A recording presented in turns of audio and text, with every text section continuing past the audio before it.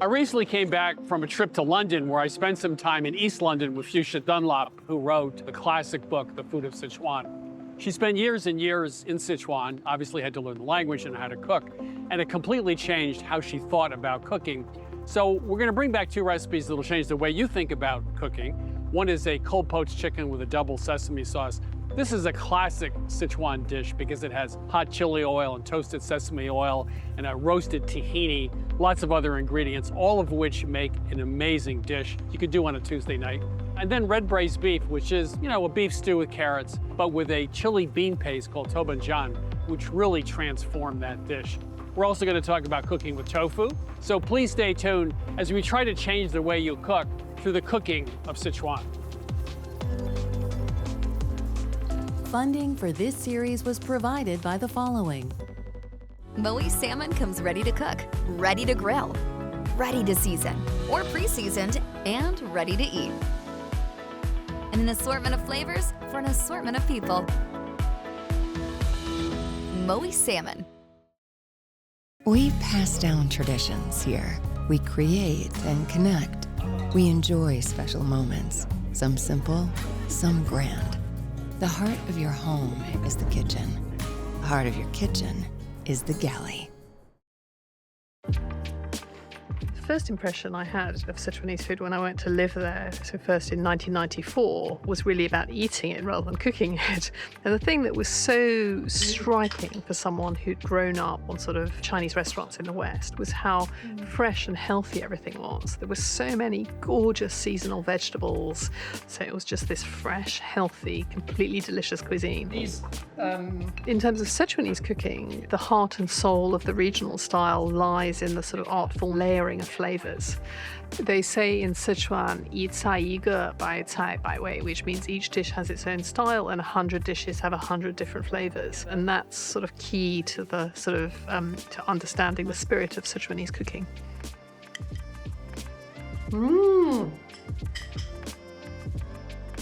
People often think about Chinese food in the context of stir fries, but they also have a lot of delicious stews. And the Sichuanese red braising, when you use chili bean paste to cook stews of various sorts. So I'm going to make one slow-cooked beef stew with carrot. Beautifully warming, delicious dish that you can have either Chinese style with rice, or you could serve it as I often do with mashed potatoes, European style.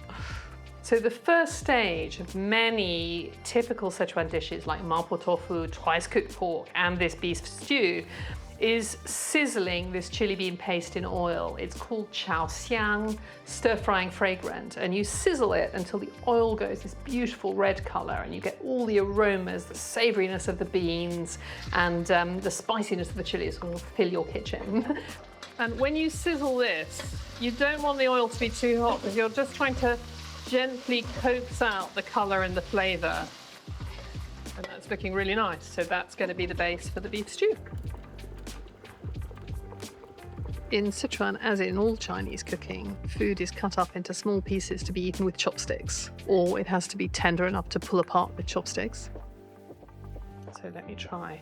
So the beef has just been cooked either for 2 or 3 hours on a slow flame, or you can do it in a pressure cooker in about half an hour, and then the carrots were added later and cooked until they're tender. And it smells wonderful. So the beef is just meltingly tender and has absorbed all the flavors of the chili bean paste, and the carrot should be wonderful too. One of the really wonderful things about Sichuanese cooking, in my opinion, is the cold dishes, and in particular, the cold chicken dishes. It's a sort of idea in Sichuanese cuisine where you poach a chicken, so you keep the flesh really juicy and succulent and silky. So it's not like a roast bird when bits of, the breast can be a bit dry. The way Cantonese chefs do it is that they plunge a whole chicken into a potful, a measured amount of boiling water, and they let the chicken cook in the hot water until it's just cooked to the bones. So you have this lovely cold chicken meat, and then you mix up a dressing, much as you would mix up a vinaigrette, except the elements are different. And there are so many different variations, and once you've sort of got a hang of the basics, you can mix it up differently every time, just as you might a salad dressing. I'll make a couple of them. One of them is a classic sort of red oil sauce, which is basically soy sauce, bit of sugar, a bit of chili oil, a hint of vinegar. Look at that. In my experience, everyone loves this. And the important thing to say again is that it's not that hot. You know, you've got this gorgeous red chili oil, but because it's made with quite mild chilies, it's not overpowering. Mmm. But also the sauce for bang bang chicken, which is what they call a strange flavor sauce, guai wei. And that's because it has many different elements, but they're all supposed to sort of be brought together in a sort of surprising harmony. And it just smells so heavenly with that sort of roasty chili scent. Yum, yum, yum. So you've got savory soy sauce, you've got nutty sesame paste and sesame oil, you've got a bit of sweetness from sugar, a bit of sourness from vinegar, the spice and heat of chili oil, and a bit of tingly Sichuan pepper, and they all come together to make this gorgeous kind of almost creamy dressing for the chicken. There we are. So how's my bang bang chicken today? It's such a great dish.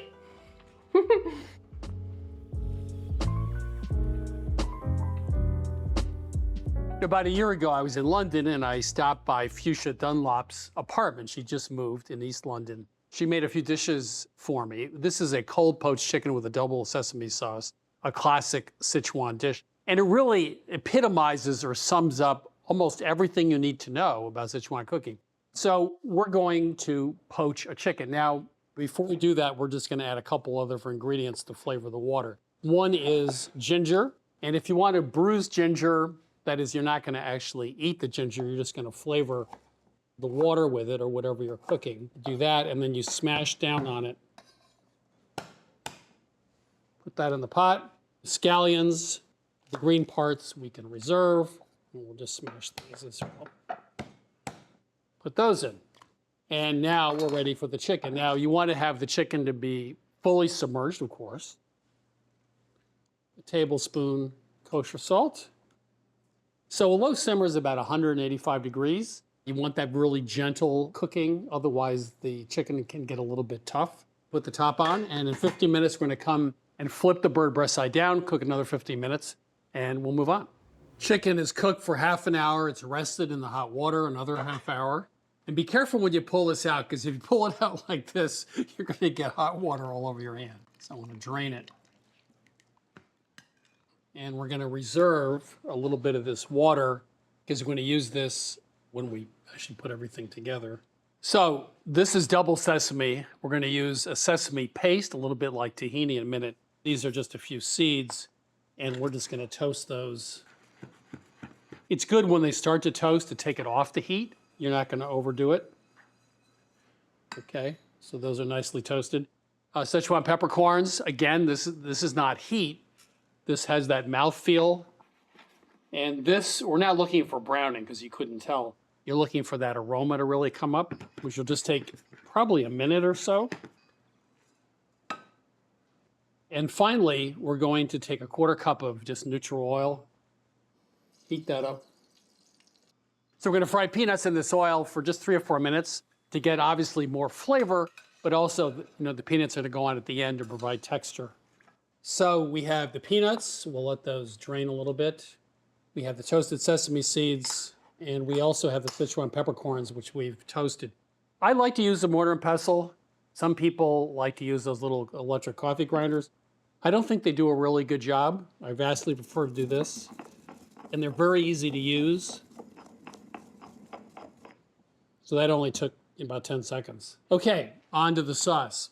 So we're gonna start with what is essentially a tahini, but it's a roasted sesame paste, which is a little different than a typical Middle Eastern tahini because it's roasted. Soy sauce, some Chinese black vinegar, some toasted sesame oil, which has its own flavor, some chili oil. Now, it's kind of interesting that in Sichuan, which is known for hot, right, for chilies, in fact, their chili oil is relatively mild. So when you buy it, you really want a chili oil that's not overpowering. And sugar. So we have the Sichuan peppercorns, which have been toasted, and a couple tablespoons of poaching liquid go in. Okay. So are you ready to watch me pull apart this chicken with my bare hands? It's a little easier to do this, by the way, when the chicken's still warm, I find. So you might want to do that and then you can chill it because she wants the temperature. She wants it cold, as in the name of the recipe. There's also this little piece of meat on either side of the backbone. It's called the oyster. You want to definitely get that. I actually would make a soup out of this because there's going to be a lot of small pieces of chicken meat left by the time I'm finished. I would say we got most of it. So we reserved this poaching liquid. We'll put a little bit, maybe a tablespoon, a little bit more on. And now we're going to plate up a little bit. She would serve this in a bowl, of course.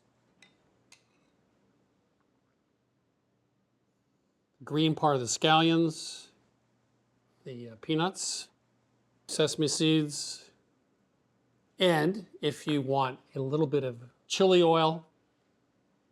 And now we're going to taste. The sauce is a little spicy, has lots of different flavors in it. It's creamy. The chicken is silky. The crunch of the peanuts, the fresh scallions on top. All those flavors in one dish, as they say in Sichuan. Every dish is totally unique. And when you serve lots of dishes, each of them is so different. So if you like a combination of flavors and textures, really exciting food that's not hard to make, this cold poached chicken with a double sesame sauce is really a great introduction.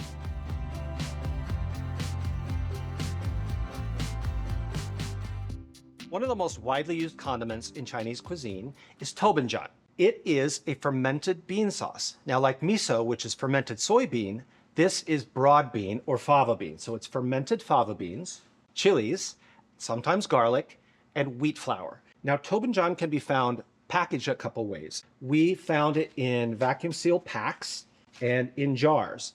And we actually prefer the vacuum seal bags. And the reason is it's a little more concentrated and has less oil in it. This out of the vacuum seal bags is very thick and pasty. The brands you'll find of tobanjan in the jar typically have a little more oil in them. They're a little wetter. So when you're in the supermarket and you're looking for tobanjan, if it's a long list of ingredients on the jar, some of them have quite a few, you want to stay away from them. Like any other condiment, you don't need all of that stuff. You just want the pure flavors of chili and broad beans. Now, if you're having trouble finding this and you want to try cooking with tobanjan, we've got a great substitute for you. If you mix red miso and chili garlic sauce, that is a great substitute for tobanjan because you'll get that fermented earthy flavor from the miso or the soybeans that are fermented in that, and the chilies and the chili garlic sauce and a little garlic kick. So now we are ready to put our tobanjan to good use in this delicious recipe, our red braised beef. If you're tired of that muddy beef stew or that beef bourguignon, you want to mix it up a little bit, try this recipe. This is Sichuan Red-Braised Beef that we learned from Fuchsia Dunlop. Really bold, spicy, and delicious. I'll start by heating up a couple tablespoons of neutral oil here. We like sunflower here at Milk Street. And the first thing that goes in here is our chili paste, our tobanjan. And we're going to fry that a little bit. Now, the way that this braise is made is a little different than you might be used to. If you're making a beef stew or bourguignon, you start with all the vegetables. You saute them slowly, you build the flavors of the stew. In this case, we're going for it right at the start. You put all of the big powered ingredients right in from the start and use those to flavor the stew all the way through. So I'll just fry this a little bit, much like blooming spices, coax a little more flavor out of it by heating it up first. And then I'm going to add a little bit of fresh ginger. I have about a 3-inch piece of ginger here, cut into 3 pieces. I just want to smash it a little bit. This is a great way to flavor it without having to mince it or go through all the trouble of really prepping it. You get the ginger flavor out of it by smashing it and throwing it into the stew. Now our spices. Sichuan cuisine, typically lots of warm spices. So I've got star anise, which is really nice, warm, kind of cinnamon anise flavor. Sichuan peppercorns. Of course, got to have that in a Sichuan dish. These are the spice that give you that numbing, tingling sensation when you eat Sichuan cuisine. Now I'm also going to throw in here some black cardamom. When you break open these big pods, there are those small little black seeds. You get ground cardamom, it's the seeds that are ground up, not the pods. You'll find white cardamom is just bleached green cardamom pods, but the black cardamom has a different flavor. It's very menthol, very smoky, they're toasted, so it's a different flavor than the green. If you can't find the black cardamom, you can just leave it out here. The green is a little too sweet. So into the pot, star anise, Sichuan peppercorn, and the 2 black cardamom pods. We're just gonna toast that briefly, open up those spices, and then we'll move on with the dish. I've got Shaoxing wine. This is a Chinese wine that's made from glutinous sweet rice. It's got a nice malty flavor. If you can't find that, you can use sherry. Scrape up any of the brown bits that are down on the bottom. And you can see in here that beautiful, rich color already starting to happen.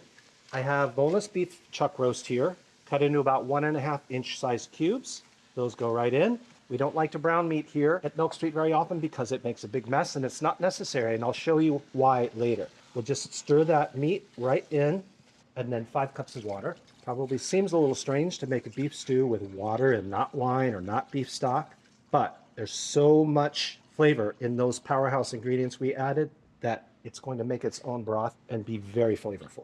So then just a couple more layers of flavor here. Add a little bit of soy sauce. We don't need a lot. That just adds depth to our braise. There's a lot of salt in the tobanjan, so we don't need a lot there, just a little soy sauce. And then scallion whites. We have a few scallions. We chop the whites up, much like you would put white onion in a beef stew. I'll bring this up to a simmer, pop the lid on, and put it into a 350-degree oven for an hour and a half, covered.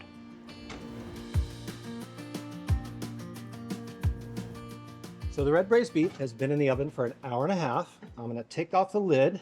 Oh, it smells so good. Just waft, I can smell the anise. I can smell the cardamom. So I'll give this a stir. We'll put it back in the oven with the lid off. When this cooks with no lid, the liquid will evaporate somewhat and bits of the meat will poke out of the top and they'll get a nice brown crust on them. The same reaction, the same flavor we're looking for when we would sear it as you would a beef bourguignon. No need to do that here. So back in the oven without the lid for 30 minutes. So while the beef is in the oven, I want to cut up my carrots. I'm gonna do kind of a fancy restaurant-y term here, and I'm gonna roll cut these carrots.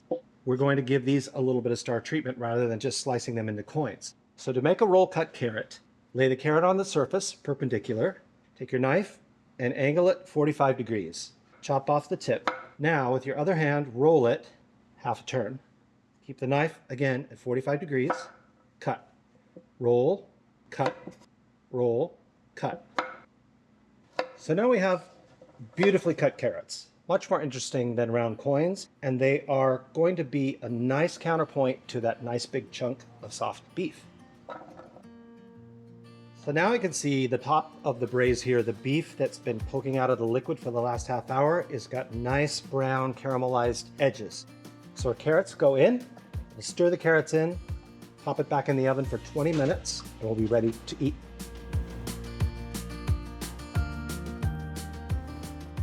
There we go. So now to finish it up, I want to take the black cardamom out, the star anise, and those big pieces of ginger. And this is ready to go. You'll see it's a beautiful, beautiful kind of burnt reddish orange color from that tobanjan, hence the name red braised beef. That's where the term comes from. Now to serve this, of course, I'll put a little rice in the bowl. Some of those nice tender carrots. I don't need a plain old beef stew anymore. This looks so good. Some of that broth. Ah, beautiful. And then finally, the scallion greens, a little bit of fresh cilantro, just tear some leaves right over the top. And if you like, you want a little more kick, some chili oil.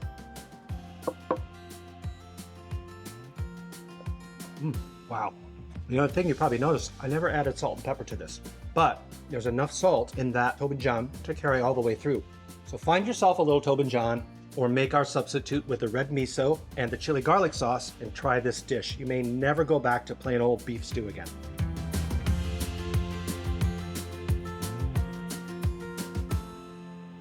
All right, so you've poached some chicken, you've braised beef, and now we want to take a minute to talk about a third protein pillar of the Sichuan cuisine, which is tofu.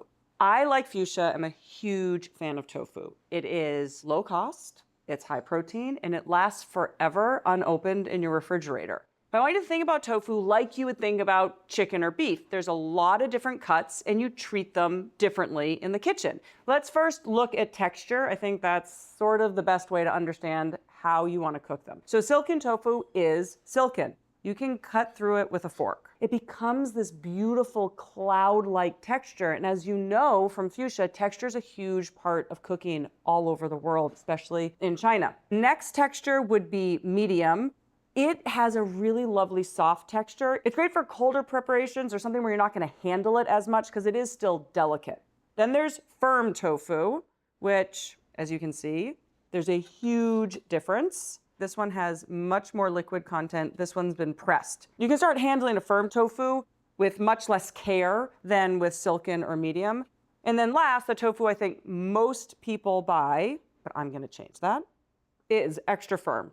It can handle high heat. It can handle being flipped around in a pan. It's very versatile. So why do we like tofu no matter what texture? It has a really mild, subtle flavor, but that makes it a great vehicle for those high impact pantry staples we love, which means it's fabulous for that quick Tuesday night dinner. You grab something from the pantry, you mix it with some tofu you have in the fridge, and dinner's on the table, honestly, in 15 minutes. We're gonna use extra firm in our spicy broccolini dish in just a second. So often you hear about pressing tofu. That releases water and sort of dries out the tofu. That's important when you want to get a sear, which we do. So we cut it in half lengthwise, and now we're just going to go across and cut it more or less into squares. And we want them about 1/2 inch thick. So we just want to move the tofu over onto some paper towels, and then we're going to put some weight on top. And I only do this when I'm searing because I want to develop browning. You wouldn't ever press silken tofu. Fold that up. If I were using the firm or medium, I'd actually weight it because there's much more liquid to come out. But with extra firm, there's not that much. A lot of the liquid's already been pressed out. That's why it's extra firm tofu. So now our tofu is ready to go, and now we can complete our spicy broccolini and seared tofu dinner.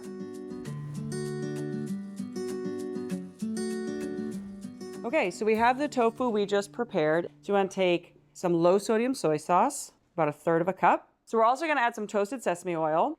And then last, the star of the episode is the tobanjan, which you just saw in the red-braised beef. So here we're taking that same pantry staple, but using it in a much faster application.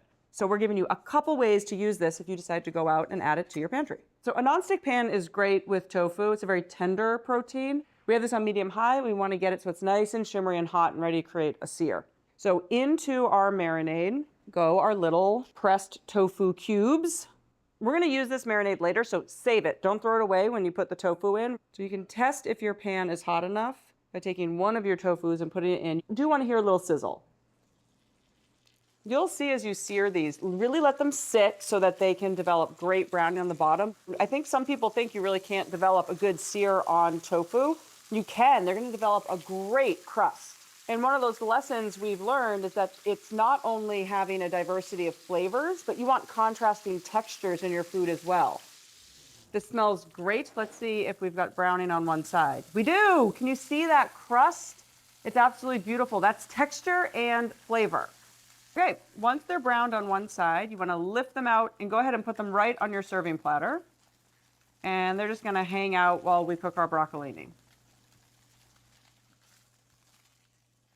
All right, we want to get a nice char on our broccolini first. So you want to wipe out the extra marinade so that we have a nice clean skillet to start from.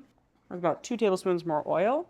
And then we have our broccolini, which is slightly more bitter than broccoli, although I've made this dish with broccoli, and if that's what you can get, it's fantastic.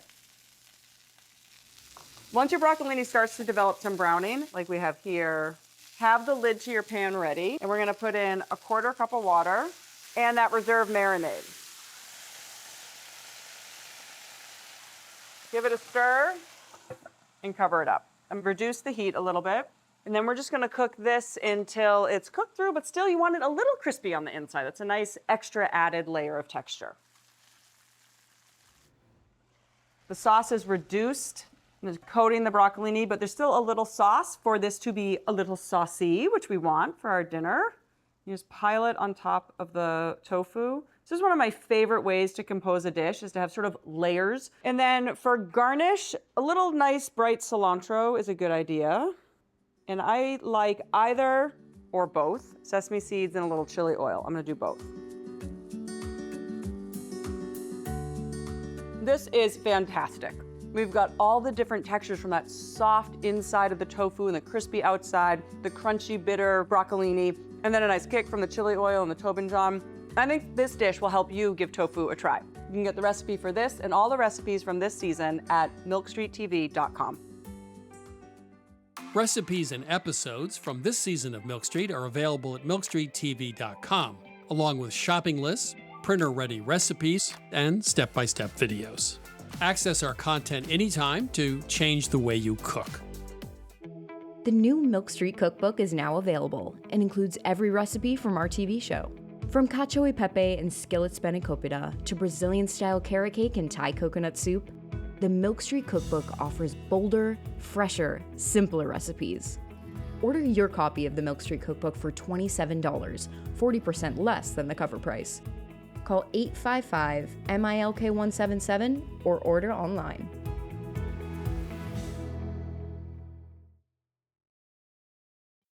Funding for this series was provided by the following. Moe salmon comes ready to cook, ready to grill, ready to season, or pre-seasoned, and ready to eat. And an assortment of flavors for an assortment of people.